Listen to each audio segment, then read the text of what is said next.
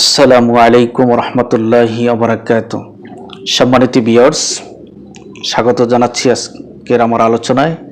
আজকের আমার আলোচনার বিষয় হচ্ছে মেলাটোনিন হরমোন। আমরা অনেকেই হরমোন সম্পর্কে জানি। মেলাটোনিন হরমোন একটা গুরুত্বপূর্ণ একটা hormone. Melatonin hormone pineal gland থেকে নিঃসৃত হয়, যা মানুষের ঘুম এবং জাগ্রত অবস্থাকে নিয়ন্ত্রণ করে। মেলাটোনিন হরমোনের কাজ: কোষকে সতেজ করে, দেহকে কর্মক্ষম রাখে, প্রতিটা সেলকে সতেজ রাখে, তরতাজা রাখে এবং দেহকে স্বাভাবিক কার্যক্ষমতা ঠিক রাখে। ঘুম এবং জাগ্রত অবস্থাকে নিয়ন্ত্রণ করে। আমরা এই মেলাটোনিন হরমোনের মাধ্যমে আমাদের ঘুম ঠিক থাকে। ঘুমের মধ্যে দৈনন্দিন শারীরিক প্রয়োজনীয় পুনর্গঠনের কাজে রিবিল্ডিং ওয়ার্কে সাহায্য করে।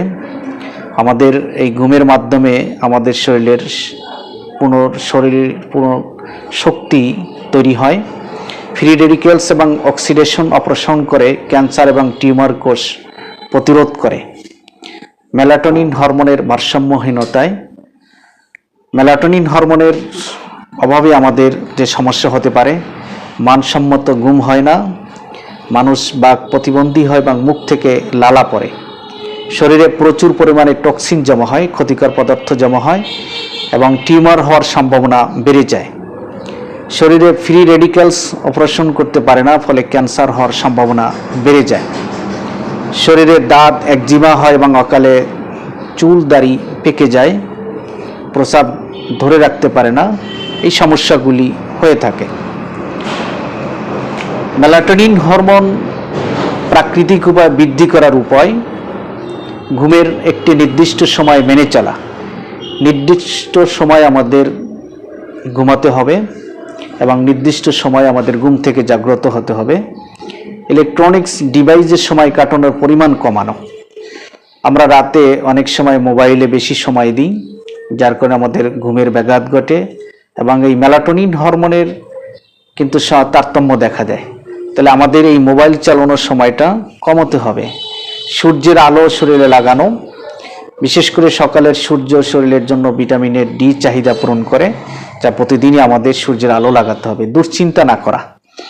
ধূমপান, ক্যাফিন সমৃদ্ধ খাবার পরিহার করতে হবে। ধূমপান করা যাবে না এবং ক্যাফিন যে সমৃদ্ধ যে চা কফি রয়েছে, এগুলা বিকেলে বিশেষ করে পান করা যাবে না। যে খাবার খেলে মেলাটোনিন হরমোন বাড়ে: ডিম, মাছ, বাদাম, মাশরুম, আঙ্গুর। এই খাবারগুলি আমাদের মেলাটোনিন হরমোনের মাত্রা বাড়িয়ে দেয়। তাহলে মেলাটোনিন হরমোন একটা গুরুত্বপূর্ণ হরমোন। এর ভারসাম্যতা আমাদের অবশ্যই দরকার। নির্দিষ্ট পরিমাণে আমাদের এই মেলাটোনিন হরমোন প্রয়োজন। মেলাটোনিনের অভাবে আমাদের বিভিন্ন সমস্যা আমরা আলোচনার মাধ্যমে জানতে পারলাম, সমস্যা হতে পারে।